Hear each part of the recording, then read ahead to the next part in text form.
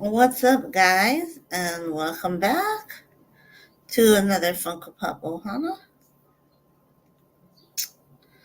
Well, um, today I will be reading what's the title of this book. Um,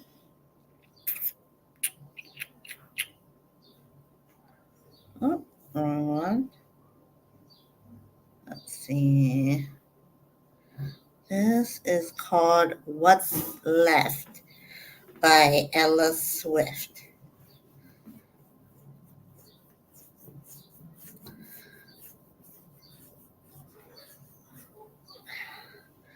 Tracy's breath caught in her throat as she stopped dead in her tracks, her eyes fixed on the magnificent creature standing before her. A wolf, its fur a mixture of silver and black, stood motionless just a few yards ahead on the path, it, its head lowered and sniffed the snow-covered ground. It seemed unaware of Tracy's presence, its piercing yellow eyes focused solely on something hidden beneath the frosty surface. The sight took her breath away, and her heart raced with excitement witnessing such a majestic animal in its natural habitat. The experience meant the world to Tracy. She had always been passionate about nature and wildlife, and seeing a wild wolf up close was a dream come true. She felt a surge of gratitude for this moment despite other difficulties that had brought her here. Tracy and her husband, Michael, had been camping in the park for a weekend to celebrate their anniversary. They both needed to escape from the daily grind and hoped that a getaway would help them reconnect after 5 difficult years of marriage. They had been moments of joy in their marriage, of course, but those moments had often been overshadowed by arguments and misunderstandings. Communication between them had become strained, leaving Tracy and Michael feeling lonely and unappreciated. Michael Michael hadn't made any plans for their anniversary or suggested any ideas, so it was Tracy who had pushed them to come to the park. She had hoped that immer, immers, immersing themselves in the beauty of the nature might spark some renewed passion and understanding between them, giving them a chance to rekindle their love and grow stronger as a couple. Even though Michael wasn't fond of the outdoors as she was, he begrudgingly agreed to join her on his trip. Recalling Michael's reluctance to come to the park, Tracy couldn't help but feel disheartened by his lack of enthusiasm for the outdoors.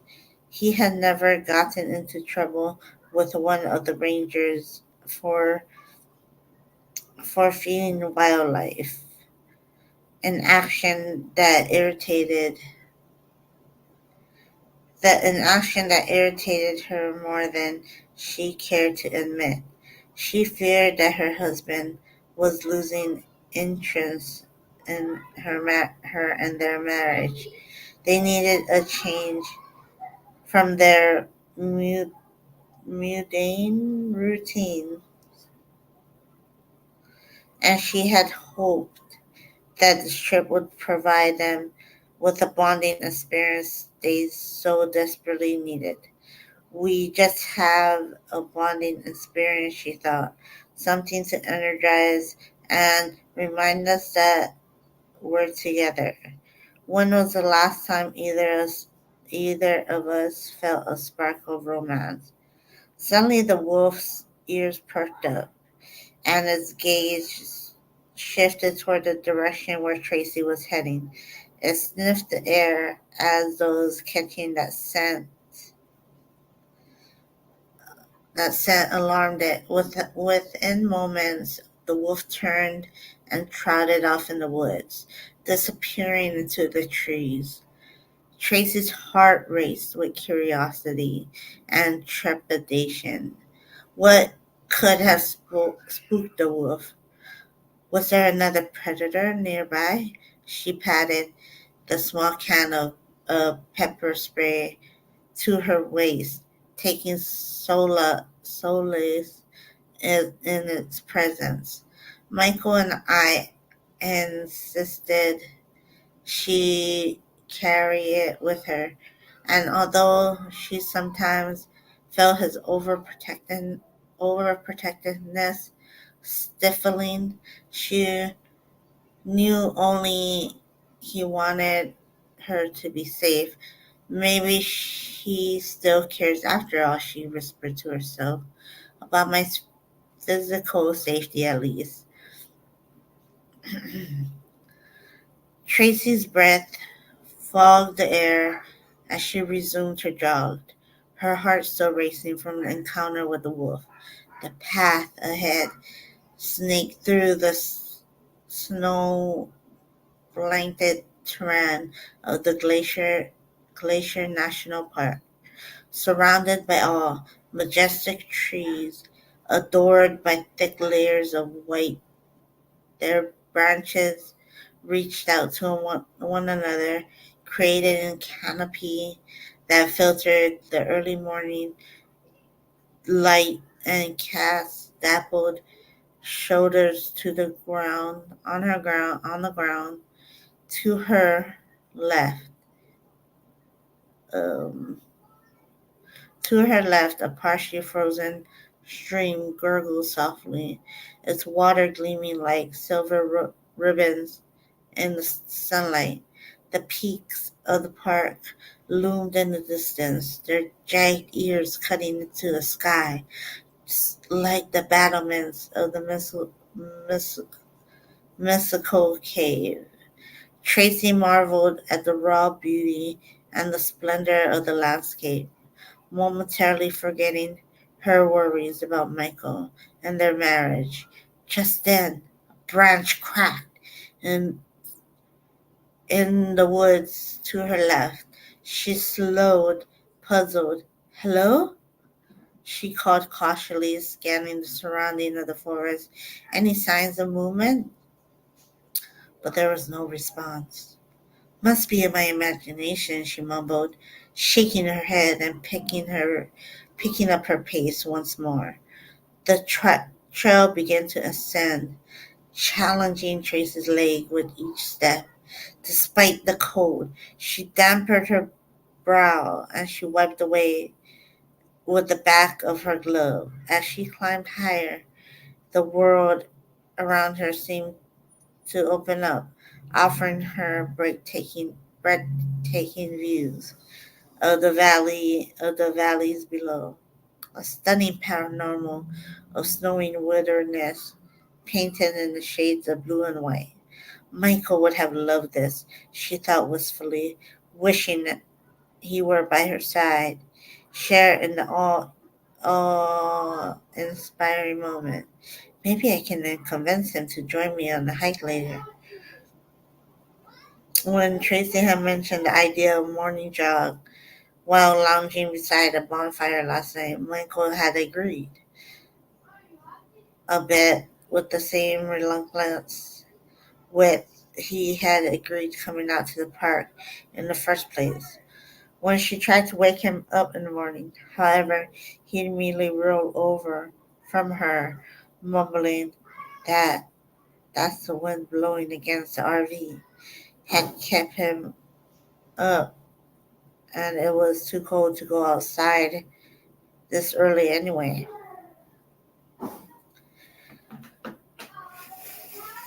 Disappointed, Tracy had gone on without him. Her thoughts were interrupted by a sudden rustle in the bushes.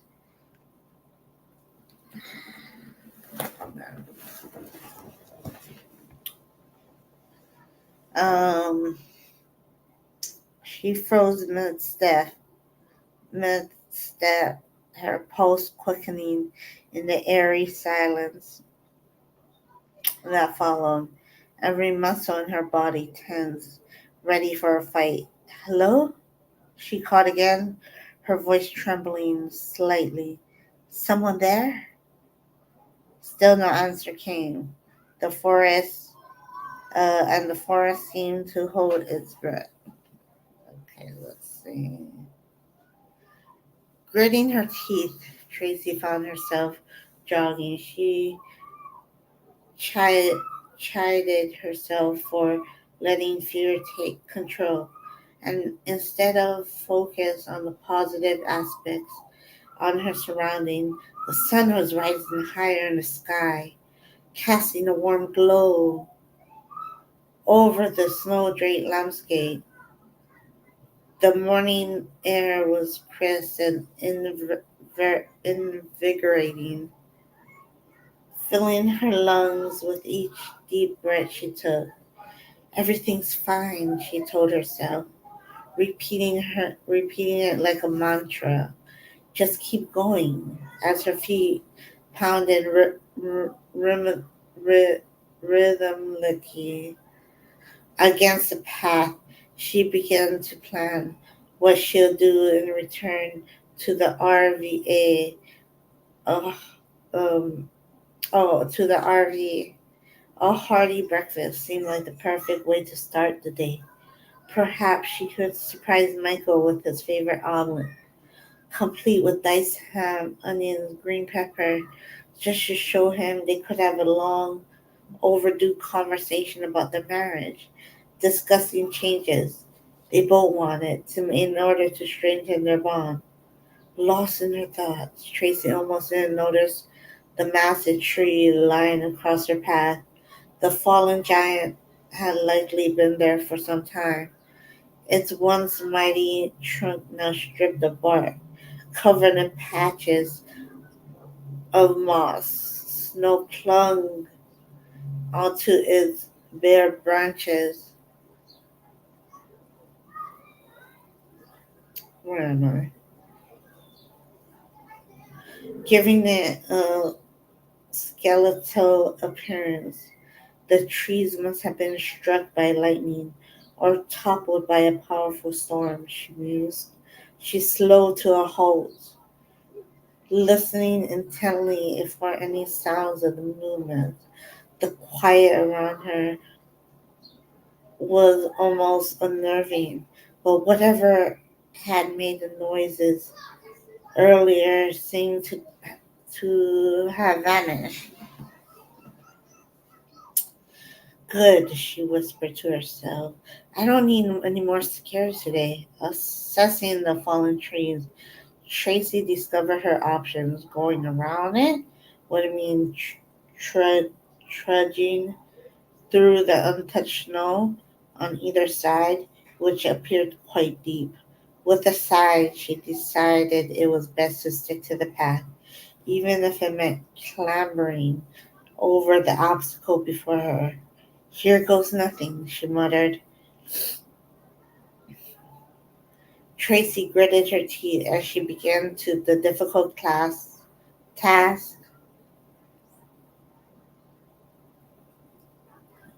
The difficult task of climbing the fallen trees.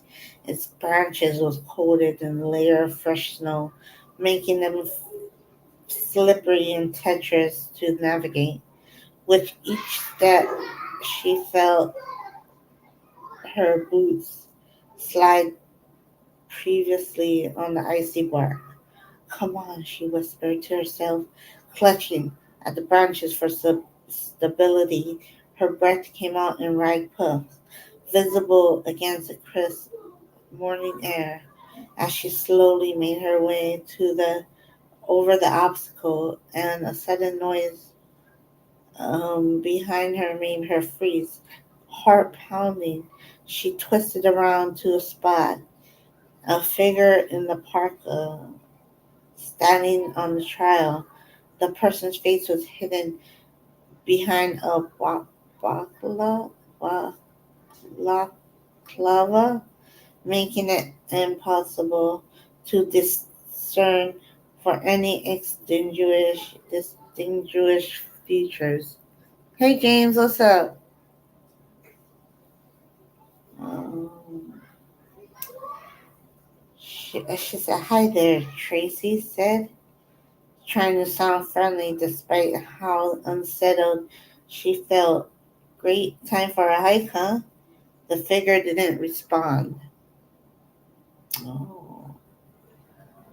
The figure didn't respond. Instead, they began moving slowly towards her, and their movements deliberate and unnerving.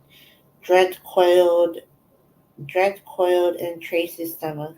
Her instincts were screaming that something wasn't right. Did you come here a lot? She asked, fumbling her words. She clung to a branch with one hand, ready to move if necessary. Uh, I'm doing well. That's good. Still, the figure remained silent, continuing their slow advance. Panic began to set in, clouding Tracy's thought as she struggled to make sense of her situation. She knew how to act quickly, but the slippery branch hindered her progress. Just to get over the tree and start jogging again, she told herself. She would have to loop back eventually since she didn't know any way to return to the RV. But that was a problem she could deal with later. Her heart hammered in her chest as she tried to focus on navigating the falling tree. Its snow covered branches was proving slippery and treacherous. Um, treacherous. Oh, her breath came short. Ryegrass fogging up the cold around her. The persistent sound of the figure's footsteps grew louder, spurring her into a frantic scramble. "Leave me alone!" she cried out, as her voice trembling with fear, as she wriggled through the tangled mess of branches. One of her boots suddenly caught between two limbs, wedging itself out. Desperation surged through Tracy as she yanked at her trapped foot, struggling to free herself. Come on," she whispered, her thoughts racing as fast as her pulse. With a final forceful tug, Tracy Tracy managed to wrench her boot free. Then the sudden release of her tumbling backward, landing heavily on her back. She lay there for a moment, stunned and disoriented, before her instincts kicked in. Frantically, she scanned her surroundings for any of the masked figure. "Where are you?" she muttered under her breath, her eyes darting side to side. Then she heard a soft crunch of the snow to her left. Twisting her head sharply, she saw the masked figure stand above her, having circled around the fallen tree while she was preoccupied. Tracy's heart hammered in her chest as she fumbled for the small can of pepper spray that Michael had insisted her as she carried. Her fingers numb from the cold as she slipped with sweat, struggled to find the purchase on the smooth surface of the canister. When she finally managed to grip it, she yanked it free with a holster on her belt. "Stay back," she cried, her voice trembling with fear. She aimed the pepper spray at the figure, prepared to trigger defense burst, but the assailant was quicker than she anticipated.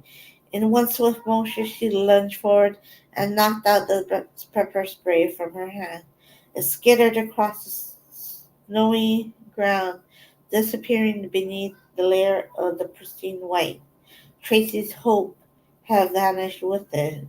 The The figure loomed above her, staring down with dark, intense eyes. Tracy tried to scramble to her feet, but the figure's boot came down on her chest, forcing her to back down in the snow. She gasped for air, but was knocked from her lungs. Her eyes locked on the figure's balaclava covered face. She couldn't see anything behind the dark circle around the eyes, and the way they were looking at her was unnerving.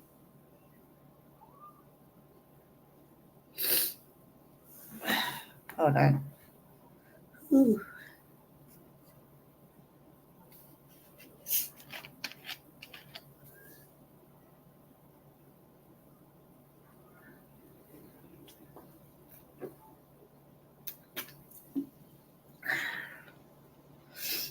She said, "Who are you?" Tracy demanded, her voice coming out as a hoarse whisper. She tried to struggle free, but the figure's grip was too strong. "Me?" the figure asked, and Tracy felt certain there was a smile dancing in Dirk's eyes. "Why, why, you can call me Death." Oh.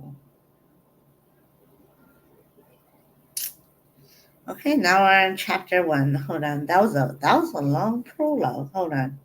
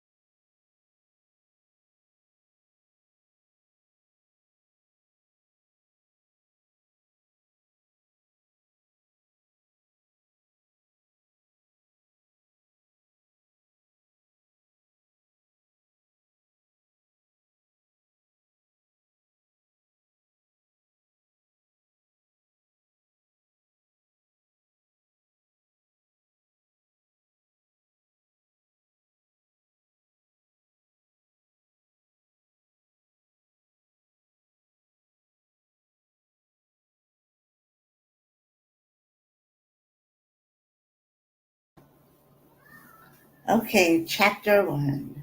A friggin' gust of wind whipped through the air, causing snowflakes to dance around Ranger Peyton wrist as she stood near the edge of a clearing Eden's Gate National Park.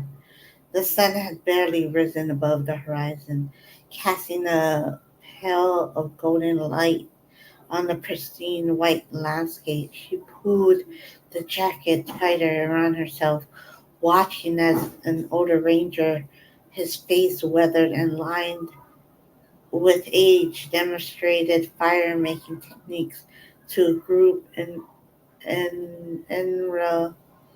Boy Scouts. "Pay close attention, boys," the ranger had said with his voice gravely but warm. "You'll need a good piece of flint, a steel striker, and some tinder. Hold the flint at an angle like this." He held up a stone and struck it with steel, sending bright sparks into the small nest of tinder. The Boy Scouts leaned in, eyes wide with fascination. They watched as the sparks catch and the tiny flame began to grow. Peyton couldn't help but be drawn to the ranger's scar, a jagged line that ran down his cheek, giving giving him a fierce countenance. 16 years has passed since her parents were oh, were, you know, in this very park, uh, that would never have been solved, had never been solved. 12 at a time, Peyton had a little time to dwell on the mystery of their, focusing instead on her own survival as she passed through a spinning carousel of foster homes until she was adopted by Sal Guzman, who became not only a father figure and a mentor, but a friend as well. Recently, Peyton has come across a photograph taken during her family's last vacation to Eden's Gate, the day her parents were. It was a snapshot of her happier times with 12-year-old Peyton smiling with her beaming parents, Marie and Gladden Risk. But what she had never noticed before, the reflection in her father's sunglasses, a reflection that showed the man talking in the picture, a park ranger with a distinct scar running down his cheek, a scar that looked remarkably like the one worn by the old man teaching the Boy Scouts mere feet away from me. Could this be the same man?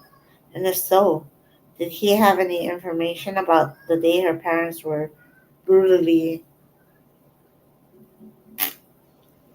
As he continued showing the scouts how to nurture the growing fire, Peyton knew she had to talk to him. It could be her last chance at finding answers. Remember, boys, the scarred ranger said with a smile, practice makes perfect. Keep at it, and you'll be able to start a fire in no time. The Boy Scouts nodded eagerly, their breaths forming small white puffs in the chilly morning air.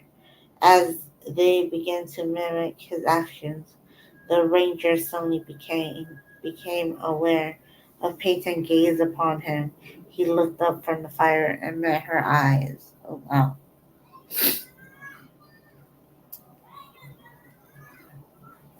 Hold on guys, I'll be right back. Let's take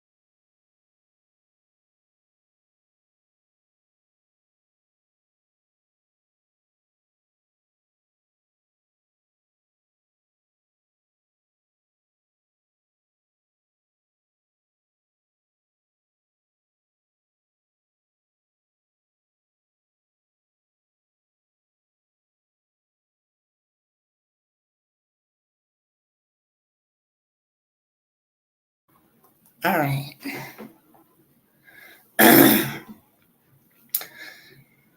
He said, "Excuse me for a moment, boys," he said to the scouts before standing and making his way over Peyton. Up close, the lines etched into his face seemed deeper, and the scar appeared even more pronounced. "Can I help you?" he asked, a quizzically look in his eyes. "You seem familiar. Do I know you?" "I came to a park as a kid, but it was many years ago," Peyton admitted, her heart pounding in her chest. "My name is Peyton Riss." "Ah, well, it's nice to meet you, Peyton," he said, extending a rough hand. "I'm Rex Albright, a park ranger here at Eldon's Gate." A chill breeze rustled through the pines, sending a shiver down Peyton's spine as she clutched her coat tighter. The sun has barely begun to to ascend into the sky, casting long shadows and painting the scene in hues of gold and orange, and the air still held a wintry chill. "What brings you here after all this time?" Rex asked.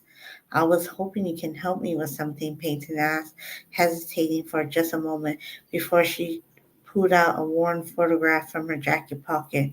She handed it to him, watching his face closely as he took it.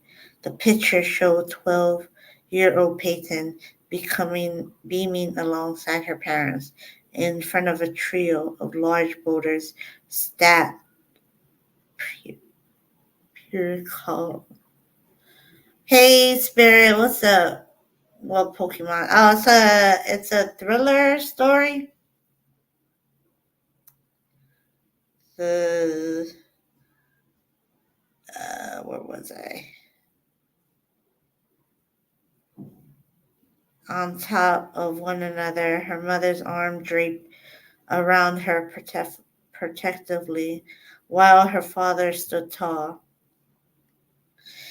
his love for his family evident in his eyes. "Recognize the spot?" Peyton asked, nodding towards the rock formation in his photo. "Yeah," he said, "cool." "Of course," Rex replied, his brow furrowing slightly. That's Central Rock." "Well, why are you showing me this?" "Because I might have taken this picture," she said. "Do you remember?" "So what are you up to, Spirit? What are you doing?" "Spirit Halloween."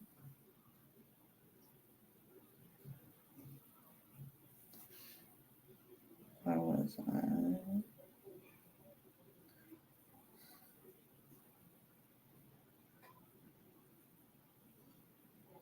I was playing my game, but um,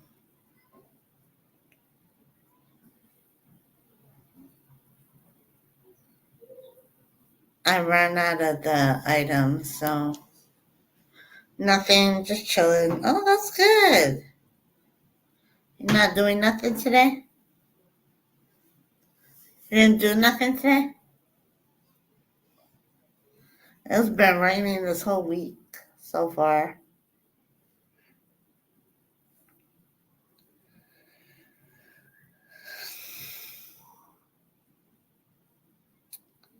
Okay, so Rex studied the image, his frown deepening as he tried to recall.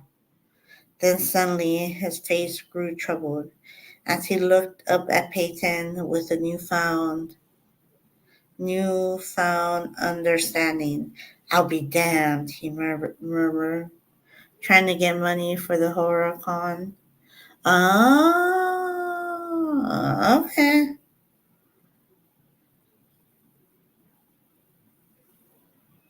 Wait, didn't you buy the tickets already, or are you trying to get money to like buy some stuff?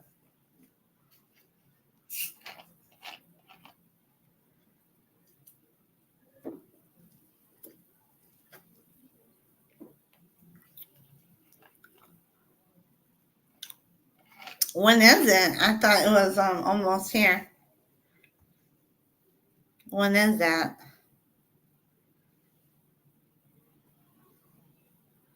Got the tickets. Oh, that's good.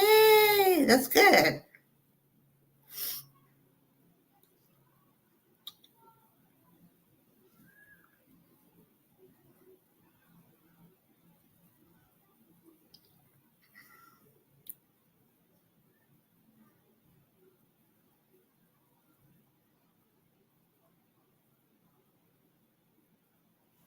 What at the end of June? Why don't you make a GoFundMe and then be like, oh, donate to me so I can or whatever at the end of June. Oh, you still got time. It's only May 14.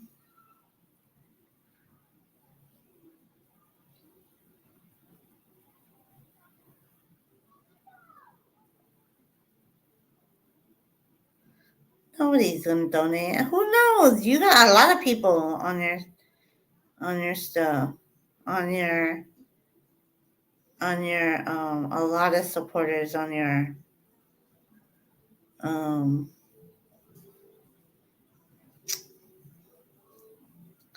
I mean, how do you know if you don't try?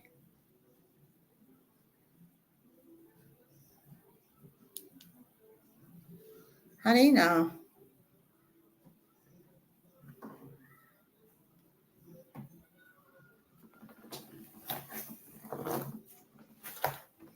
Just try. It doesn't hurt to try.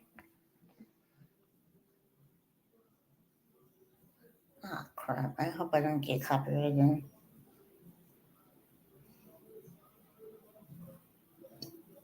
Do you hear the music or no? I gotta turn on my AC if you hear the music.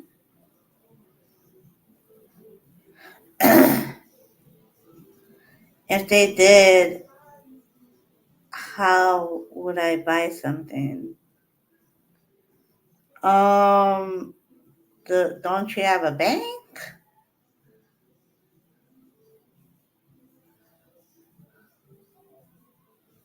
No music. Okay.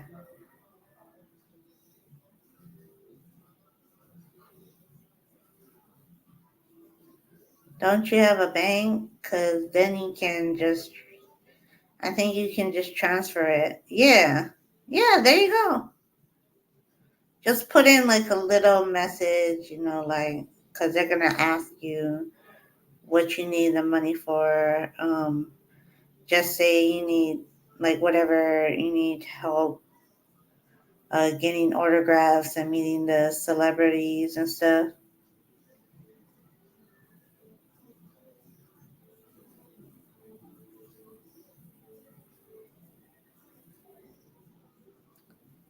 Yeah, if you have a bank account, that's not a problem. You can just transfer it to your bank after you did it, and you have a card, right?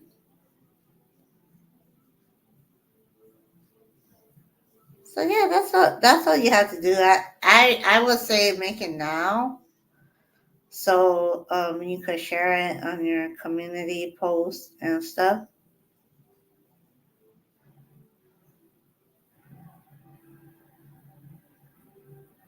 I think so. Okay.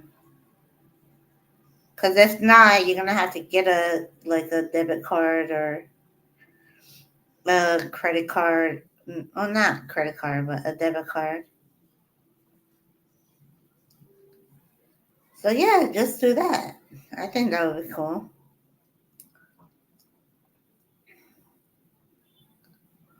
I'm sure people would help you. You support. Yeah, you I'll message you on Instagram.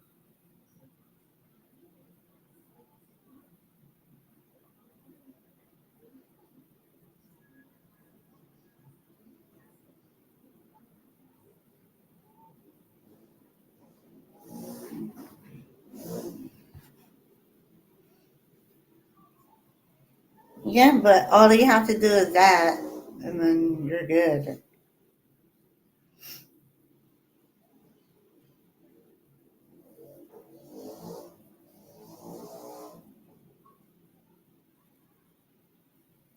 Or, I mean, I don't want to say this part, but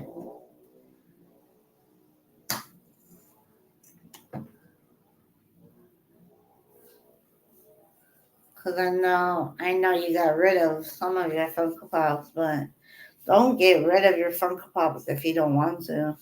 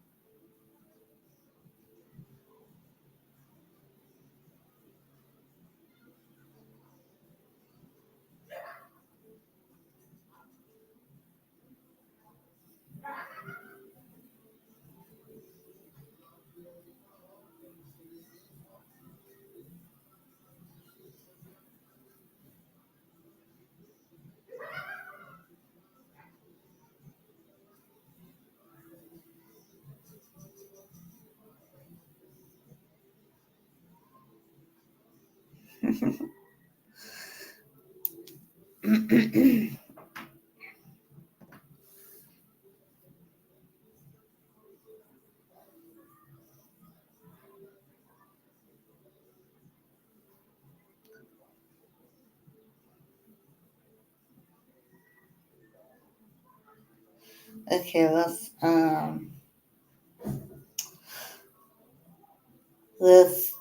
start this one again. He said, "I'll be damned," he murmured. "These are the people who, mm, that day, aren't they?" Peyton held her breath, waiting for him to piece together her connection to the tragedy. As he glanced back to her, realization dawned on his face. "You're the little girl in the picture," he said softly, his gaze filled with empathy. "I'm so sorry for what you've been through." "Thank you," she said, trying her best to keep her emotions a distance. "I've been searching for answers ever since. I thought you might know something. Anything you could help me find who my parents," handed it back to her. The weight of the past seemed to bear down as he looked out at the snow covered park. "Ranger, upright," she began hesitantly. "What do you remember about that day? Anything could help." Um, this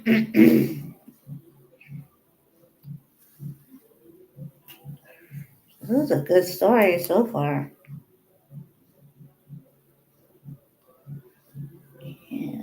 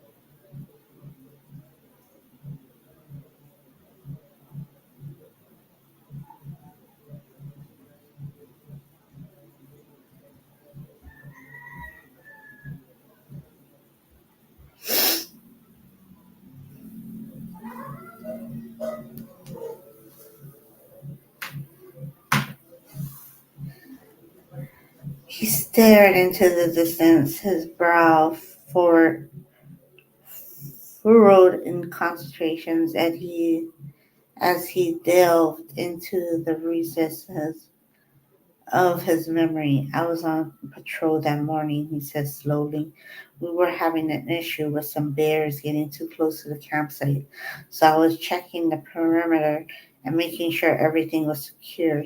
It was until later in the afternoon that I heard about the. Did you know my parents at all? Peyton asked, her heart pounding as she braced herself for his answer. Can't say I knew them personally, Rex replied, shaking his head, but I did have a conversation with your dad earlier that day.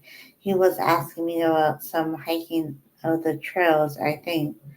Can you remember the specifics? She pressed, her fingers gripping at the edge of her coat. Rex hesitated, rubbing his temple as he's trying to quote the memory of the surface. I'm sorry, Peyton, but it was so long ago. The details are fuzzy. He admitted, his voice tinged with regret. He didn't leave me the recording on my phone, though. Wait, a recording? She asked, her eyes widening with hope. What did it say? He shook his head helplessly. Not even my wife's memory would be that good. It's been a long, long time. But I don't have to tell you that, do I? Peyton felt her heart sink. Her hopes dashed as quickly as they had risen. She imagined the precious recording lost to time, erased or overwritten long ago. But Rex's next words sent a shiver of renewed hope down her spine. Although he mused, rubbing his chin, I still had the old answering machine from back then. It was practically a relic, but by now, just maybe, the message is still on there. Peyton's eyes widened, her pulse quickening with the possibility. It's probably in the storage room in my house, buried under a pile of old gear, he went on. It'll take some time to dig it out, but I promise to get it as soon as I can. Thank you, Peyton said. Just let me know when if the recording is still on there. Even the machine doesn't work anymore. She didn't want her hopes up too high, yet but she couldn't help but feel, could this be the key of unlocking the mystery of her parents? I will, Rex assured her, his voice tinged with understanding and empathy. But remember, it's possible the thing won't even work after all these years. Still worth a try, Peyton said, smiling with gratitude as if a cue shrill ring of her phone cut through the charged atmosphere. With an apologetic glance at Rex, Peyton pulled the device from her pocket and answered the call. Wrist here. Peyton, it's Peter Marshall. I need to talk to you about something important.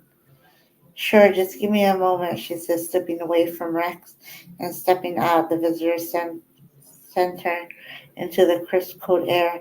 A flurry snowflakes danced around her, settling on her dark hair as she braced herself against the chill. Okay, I'm here, she said into the phone, her breath creating small clouds of condensation in the air.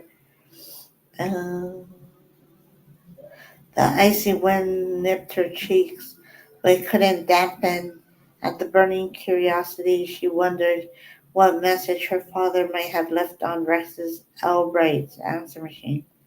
How is the case coming along? Marshall asked. The one thing, the missing hiker. Ah, yes, Peyton replied, recalling the details of the case.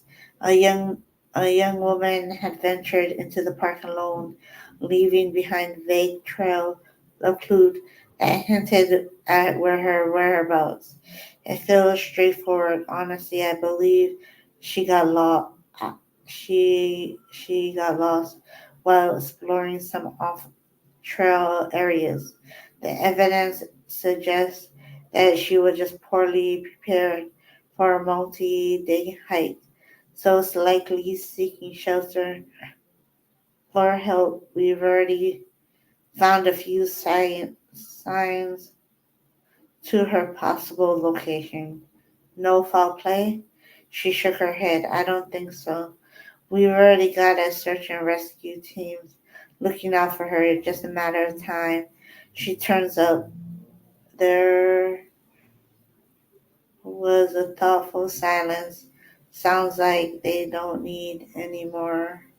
Then, sir, he cleared his throat. I have something else that requires immediate attention. Just then, Peyton reached into her SUV, the dark exterior, dusted with snow from the night before. She brushed the snow off the door handle and opened it, intruded by Marshall's words. Cold leather greeted her as she sat in the driver's seat, shivering against the chill. All right, I'm listening, she said. What is this new case about? Marshall hesitated for a moment before asking, what do you know about the ice sculpting? Uh,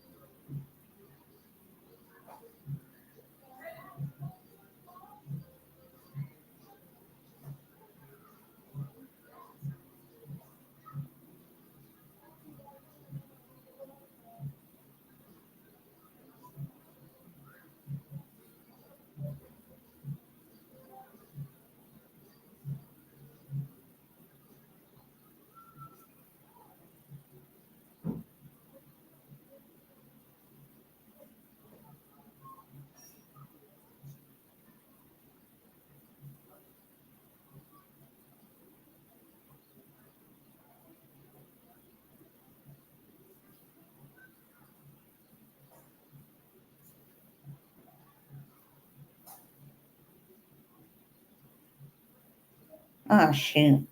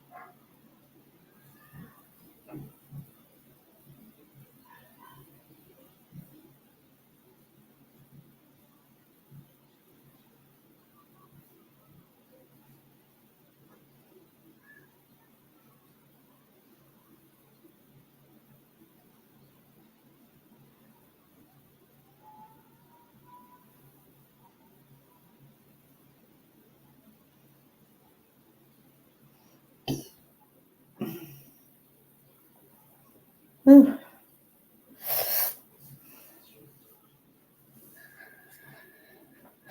My voice feels like it's gonna go. I don't want to read some more.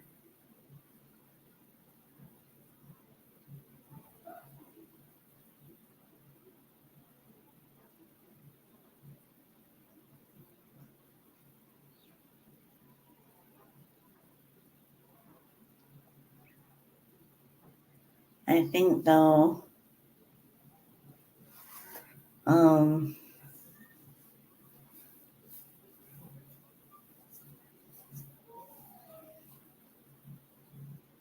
I don't know.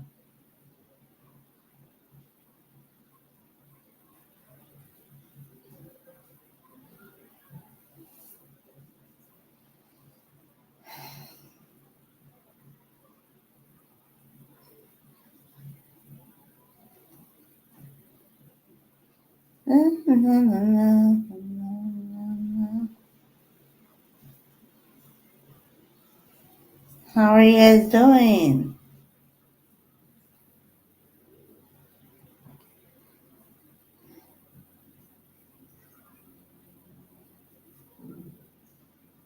Oh yeah, I had a pizza tonight. Pizza.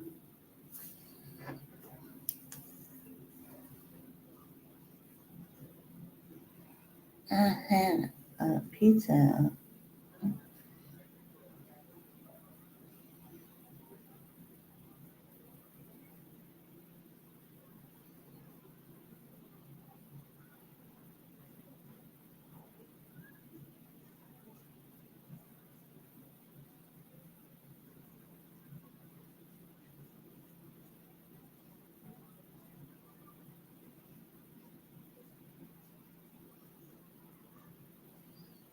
What are you guys doing?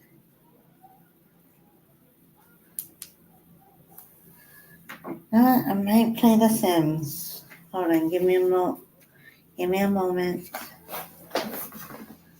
I'm gonna go fix up The Sims so I can talk with you guys and um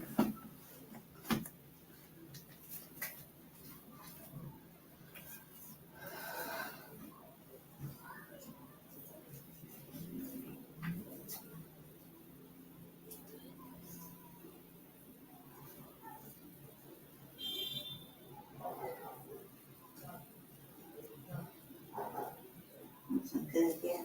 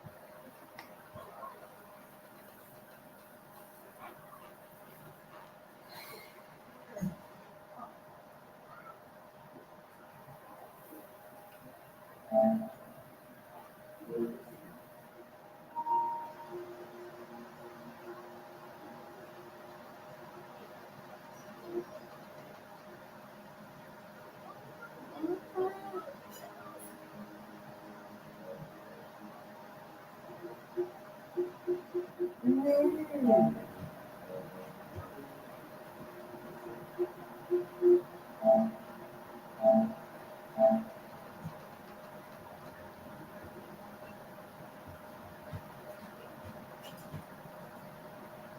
happened?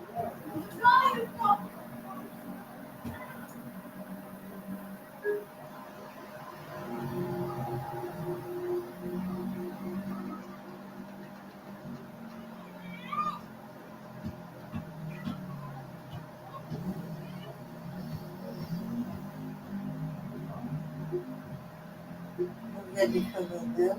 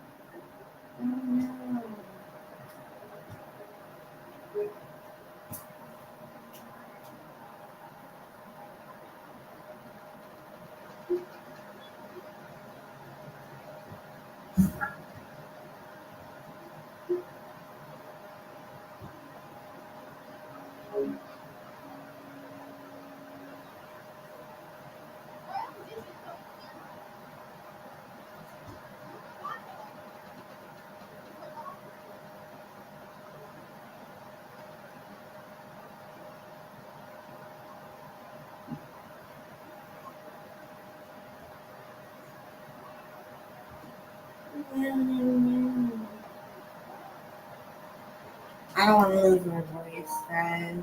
Sorry.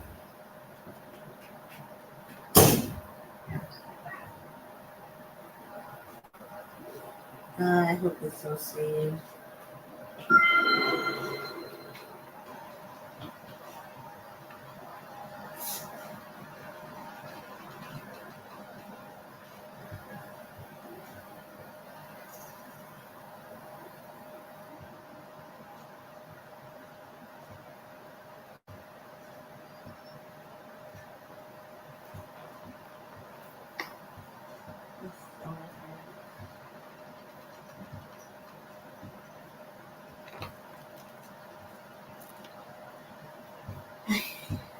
Okay, so I'm still safe.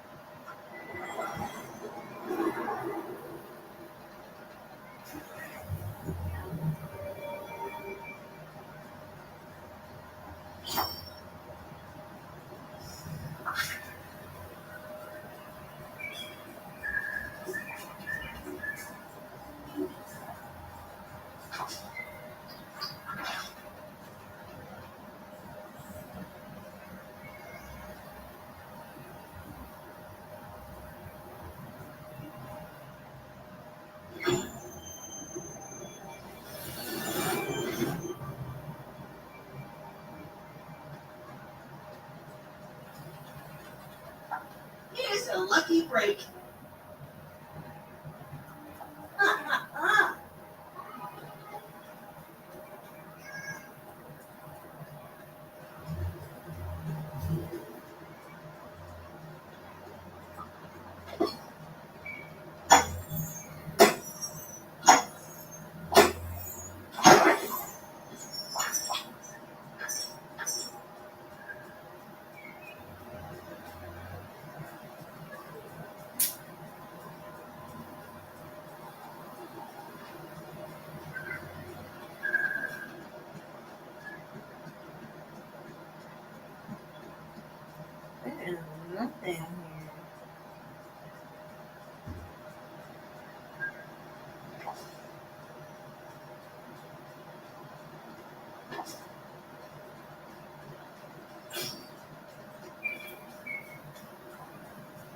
And do that.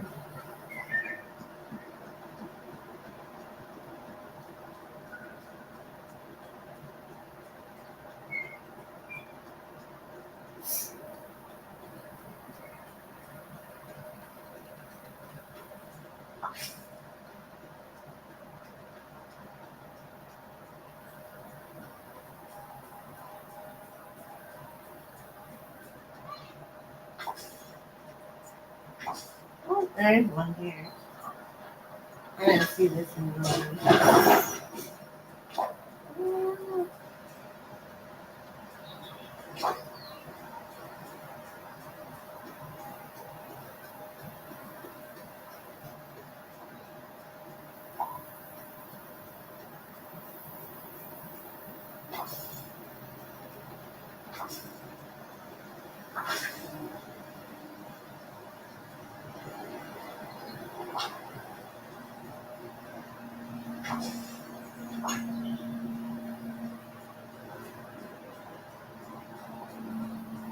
Well, the only thing I can find it in here.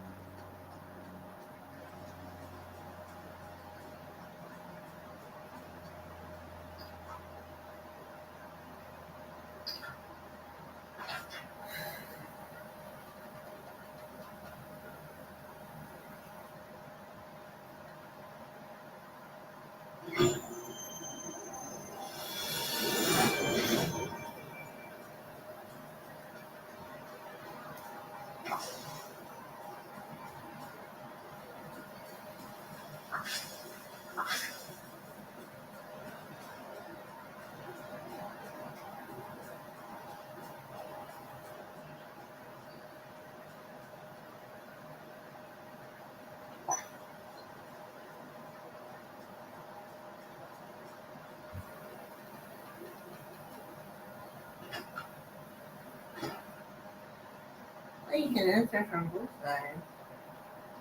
Oh no, I'm stuck.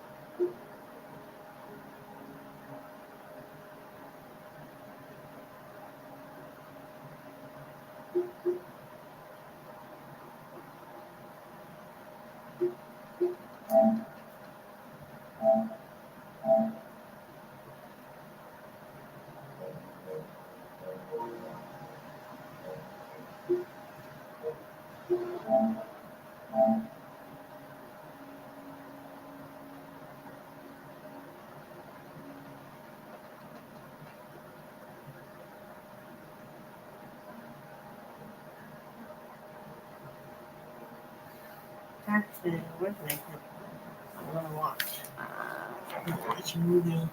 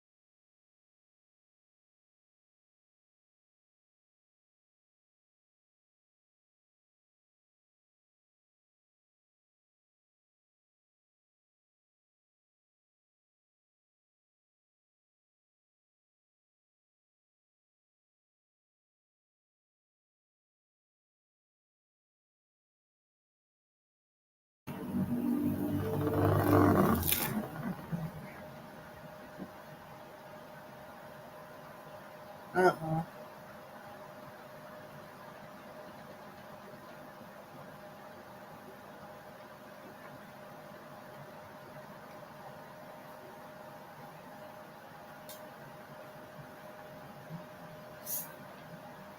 What out?